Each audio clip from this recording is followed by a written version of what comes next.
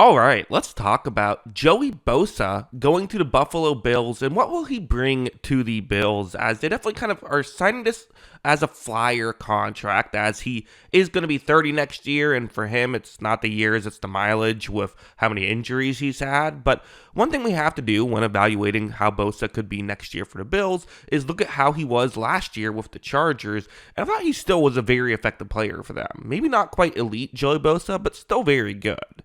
So first, let's start off with this play, which on paper right away is a mismatch. Going up one-on-one against Jacoby Myers of the Raiders, who is a wide receiver, so this is definitely advantage Joey Bosa here. But when this play begins, watch how Bosa moves so quickly. Again, the reason why you put a receiver on an edge rusher is because it's so far to the opposite side of the field of where you're running with the football that all he really needs to do is get in Bosa's way a little bit, and Bosa will be taken out of the play. But here, he wasn't really able to do that because of how quickly Bosa moved. It also helps that there is kind of, the play's kind of getting blown up on the other side of the field as well. So as you see, he's able to get over and he's able to make this tackle. So yeah, I mean, he could definitely be effective in many different ways. This is one of the ways that he can do it. Also, something like this is interesting. So this is going to be a stunt where what's going to happen is he's the guy who's currently on the edge. He's going to essentially go more over the middle. Then you're going to have the player who's lined up as an interior defensive lineman. He'll essentially become the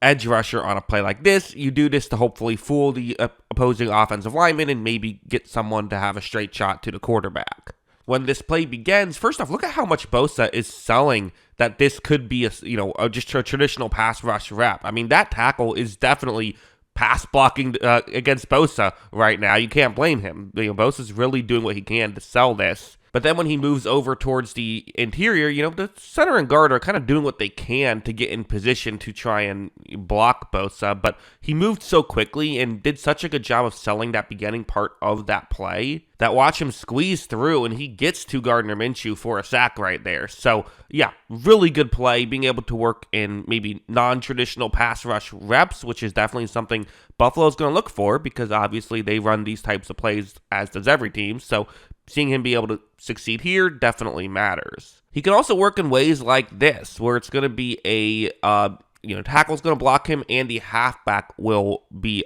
blocking him before going off and running a route. At least that's how it's supposed to work on paper. But when this play begins, you see how right here, so Bosa reads that there is help on the outside, and so what he's going to do instead is go for an inside move, which is a bit of a risk because if you don't pull this off quickly enough, it could allow the quarterback to get to the outside. This is something that honestly both Bosa brothers will do from time to time. They'll take this chance. But really watch the left hand of the right tackle here. Watch how Bosa knocks it away to where the tackle can't really get good placement against Bosa. Bosa's able to get to the quarterback. The ball came out before he got there, but was able to still get there. So really good stuff here by Joey Bosa once again, and these are the things he can do.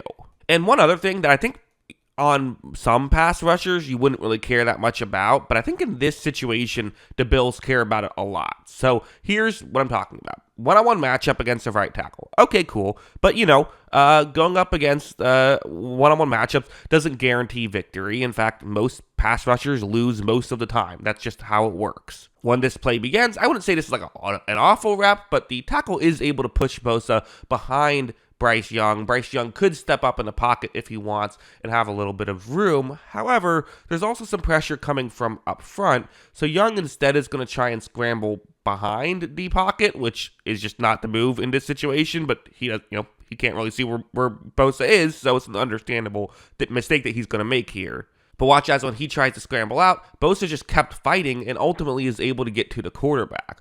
What is the thing I am praising Joey Bosa for here? It's not a great move. Again, it wasn't like his best rep or anything. I'm praising his motor and how much he is trying to compete, through the whistle is how he plays. And against someone like Patrick Mahomes, that's what you have to do, because let's just be honest. A move like this is in many ways, in part, a way to try and help them beat the Chiefs, which is, for 4 years now, has been their ending point of the season. So let's go over here. So this is exactly what you want to see, which is him against Patrick Mahomes, and he's going to have a double team situation here. There's going to be the tackle and the halfback are going to be blocking him.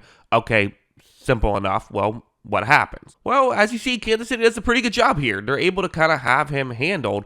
And also for Mahomes, his first read isn't open. This is exactly what we want to see. And I think about the Super Bowl against the Eagles. Yes, they had a lot of consistent pressure, but another thing they did was, despite rushing 4, every time Mahomes tried to get outside the pocket, someone was there to tackle him. He couldn't extend plays the way we usually see him extend plays. And I actually think Tampa Bay did something very similar when they beat Mahomes in the Super Bowl, is don't let him extend plays. Mahomes is going to try to extend this play, and as you see, Joey Bosa just isn't going to let him. He reads this play, gets over, makes the tackle, does not allow for Patrick Mahomes to move. And that has to be something that they view at least as a major benefit to bringing Joey Bosa on board.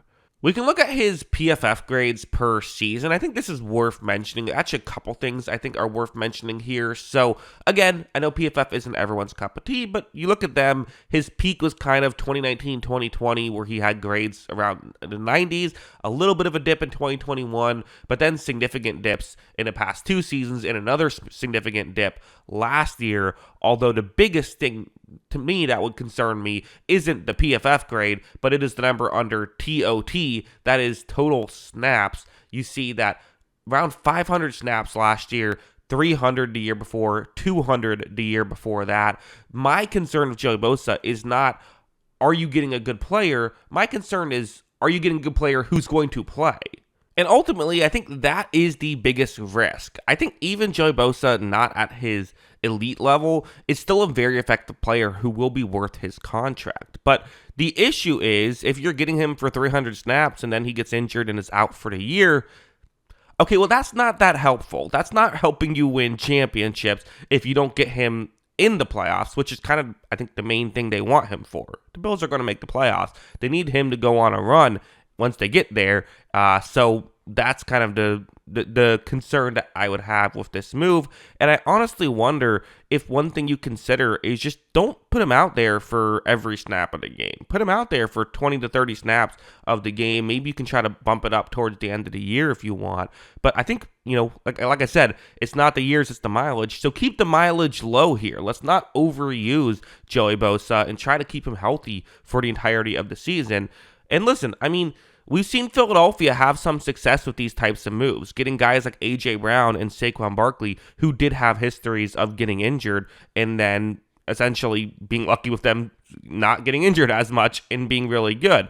I don't think A.J. Brown's injury history was quite as bad as Saquon's or Bosa's, but you get the idea, right? They all did have their injury history. So I think with that, there definitely is logic. And if the goal is to win a Super Bowl, sometimes you shouldn't worry about what can go wrong and worry about what can go right. And definitely, if this goes right, this could be what puts them over the edge. So yeah, those are my thoughts on all of this. What are yours? Let me know in the comments below.